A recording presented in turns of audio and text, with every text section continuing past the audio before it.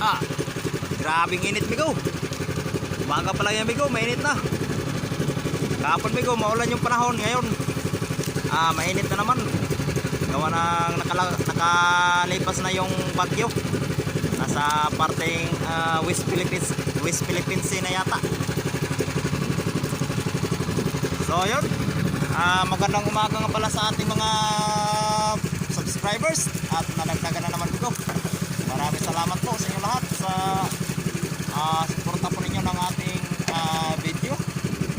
So yun, magandang umaga po ulit at sa ating mga viewers dyan at sa mga silent viewers. Magandang umaga po sa inyo lahat at maraming salamat po sa panonood po ninyo ng ating video.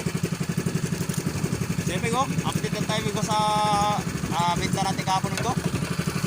Ay, yung isda natin kahapon migo, buminta ng 2,000 mahigit. So maganda na rin yung migo sana. Kaso hindi tayo bumalik doon sa parting Samar at maraming mga halap doon. So testing tayo dito migo sa lugar natin migo. At baka mayroon itong daraw yung mga buya dito. Testingan na natin.